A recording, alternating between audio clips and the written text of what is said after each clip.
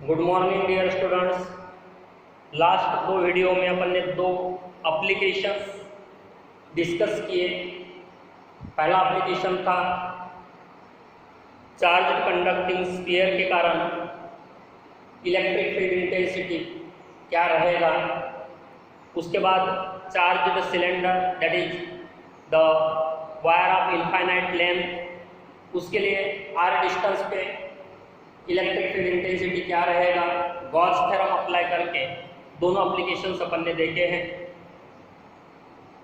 आज हम तीसरा एप्लीकेशन देखने जा रहे हैं, वो है electric field due to charge infinite plane sheet. Infinite plane sheet, again infinite का मतलब वो नहीं लेना है इन्फिनिटी डज नॉट एग्जिस्ट। एक प्लेन शीट है, उसके ऊपर चार्ज इस प्रकार से समझो, जैसे मैंने पॉजिटिव चार्ज बताया है, यूनिफॉर्मली डिस्ट्रीब्यूटेड है। इस चार्ज शीट से लेके आर डिस्टेंस पे एक पॉइंट दिया है P, उस पॉइंट पे इलेक्ट्रिक फील्ड इंटेंसिटी क्या रहेगी। तो ये जो R है it is very very small as compare to overall size of the plane sheet.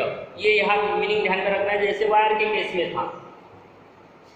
जब भी गॉस थ्योरम अप्लाई करना होता है, गॉस थ्योरम अप्लाई करने के लिए चार्ज एनक्लोज्ड होना चाहिए किसी सरफेस द्वारा, तो हम गॉसियन सरफेसेस लेते हैं।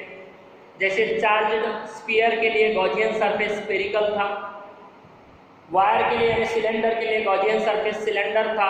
सिमिलरली यहाँ भी हमें एक गॉसियन सरफेस लेना पड़ेगा, वो भी सिलेंड्रिकल होता है, जिसको पिल बॉक्स भी कहा जाएगा। पिल बॉक्स यानी गोलियों का जो डब्बा होता है उस प्रकार से। तो यहाँ ये यूनिफॉर्म प्लेन शीट है जिसके ऊपर चार्ज डिस्ट्रीब्यूटेड है, और समझ के चलो कि आर डिस्टेंस पे यहाँ एक पॉइंट है P, या सिमिलरली अगर इस साइड में चलते हैं तो P डैश अपने डिस्टेंस पे, तो हम ये पिल बॉक्स यानी कि अगेन सिलेंडर डिजाइन करेंगे, गॉसियन सिलेंडर जो सर्टन चार्ज को एनक्लोज कर पाएगा, जिसकी लेंथ यहाँ r+r यानी कि ट्वाइस r है। दोनों जो एंड फेसेस है उसके वो सर्कुलर रहेंगे, और ये कर्व्ड सरफेस रहेगा। ये कैसा रहेगा? कर्व्ड सरफेस रहेगा।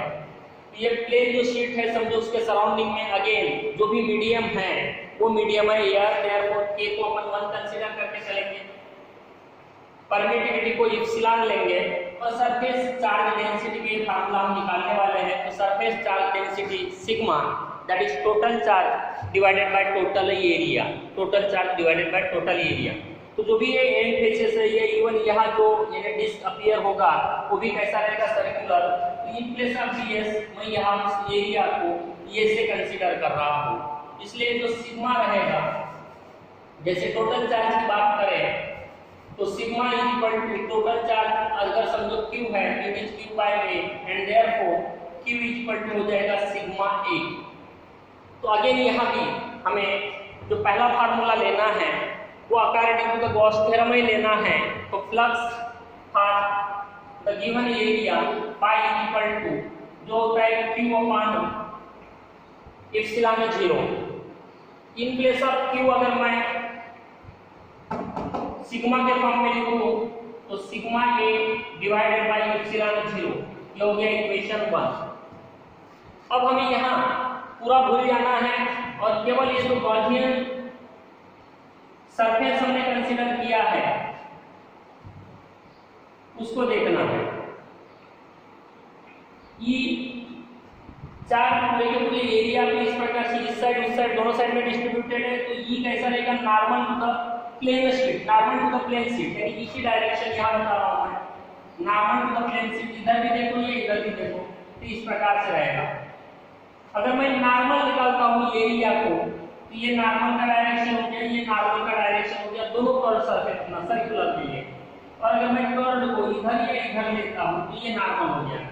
यानी अब ई के और नॉर्मल के बीच में इस केस में थीटा 0 डिग्री हो गया, इस एरिया के लिए भी थीटा 0 डिग्री हो गया। लेकिन कर्व की बात करें तो थीटा कितना हो गया? 90 डिग्री। जो अपन ने सिलेंडर लिया था वायर वाला, उसमें थोड़ा उल्टा था। दोनों सर्कुलर सरफेस के लिए क्या हो रहा था? थीटा 90 आ रहा था, और कर्व के लिए कितना आ रहा था? वो 0। यहाँ दोनों सर्कुलर के लिए कितना आ रहा है? 0, और कर्व के लिए कितना आ रहा है? वो 90। ये ध्यान में रखना है तुम्हें, चार्ज डिस्ट्रीब्यूशन के अनुसार वैसा अपीयर हो रहा है। अब यहाँ अगर हम डेफिनेशन के फार्मूले से चलते हैं तो जो टोटल फ्लक्स निकलेगा उसके 3 अलग अलग पार्ट्स हैं। φ1 इस एरिया के कारण, φ2 इस एरिया के कारण, और समझो φ3 जो कर्व्ड सरफेस है उसके कारण। तो ये हो जाएगा टोटल फ्लक्स। सबसे पहले हम देखते हैं φ1 को। बाय डेफिनेशन इसको अपन ई डी एस लेते हैं, मतलब E into D S into cosine theta होता है। It is E into D S into φ1 circular के लिए था, और सर्कुलर के लिए ई और नॉर्मल दोनों का डायरेक्शन सेम है, इसलिए थीटा कितना हो गया 0 डिग्री। तो ये हो गया ई इंटू डी एस, लेकिन एरिया को हमने कैपिटल ए से लिया है, ये हो गया ई इंटू ए। थोड़ी देर के लिए मैं यहां लिख कर रखता हूं ई ए। ये हो गया φ1। अब मैं चल रहा हूं φ2 के लिए, वो भी समझो इस एरिया के कारण है। It is E dot D S again E into D S cosine, यहाँ भी 0 डिग्री है क्योंकि ई और नॉर्मल दोनों का डायरेक्शन कैसा है, सेम है। It is E into D S, but again area को अपन कैपिटल ए से ले रहे हैं, तो ई इंटू ए, मतलब ये भी ई इंटू ए हो गया। अब चलते हैं कर्व्ड सरफेस के लिए। ये नॉर्मल और ये ई का डायरेक्शन, तो थीटा कितना है 90 डिग्री। तो φ3 की वैल्यू उसी वे में चलना है, E dot D S E D S cosine theta 90 degree.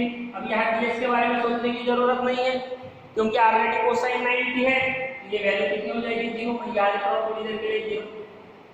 तीनों जो सरफेस से गॉसियन सरफेस के, मतलब तीनों जो एरियाज थे उनके लिए फ्लक्स हमने डिटरमाइन किया।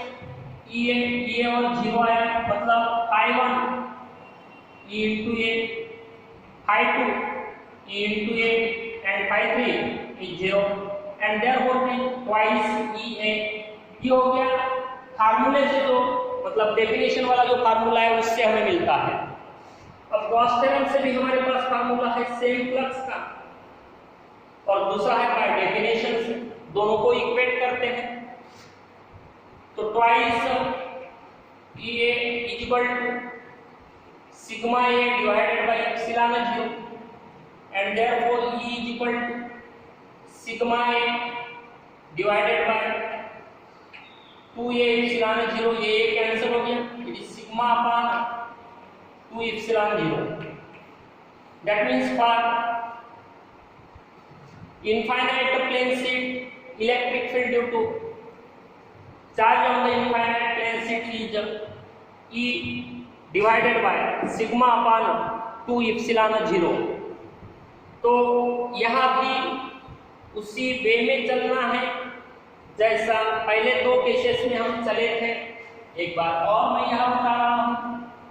सबसे पहले तुम्हें फार्मूला लेना है गॉस थ्योरम से, जो कि Q अपॉन एप्सिलॉन 0 होता है। एरिया को A एज्यूम करके चले अपन, तो Q हो जाता है सिग्मा A और ये एप्सिलॉन 0, ये बन गया इक्वेशन 1। और बाद वाला फ्लक्स जो गॉसियन सरफेस डिजाइन कर रहे हैं उसके अनुसार क्या क्या आएगा, तो यहाँ एक प्रकार से सिलेंड्रिकल ही शेप अपन ने लिया हुआ है जिसको पिल बॉक्स कहा जाता है।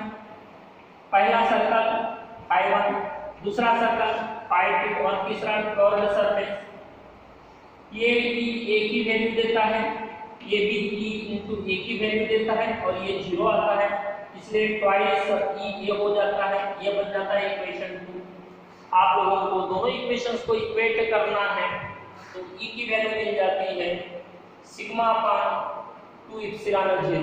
अगर मीडियम अगर एयर है तो सिग्मा अपॉन 2 के एप्सिलॉन 0। तो ये ध्यान में रखना है, जहाँ मीडियम रहेगा वहाँ के सब्स्टिट्यूट करना है। मीडियम अगर नहीं है तो उसको एयर या कहीं को लेकर के की वैल्यू को 1 रखना है। तो इस प्रकार से तीनों जो एप्लीकेशंस हैं हम डिस्कस कर चुके हैं। गॉस थ्योरम के 3 ही एप्लीकेशंस है। तब तक के लिए bye, see you in the next video.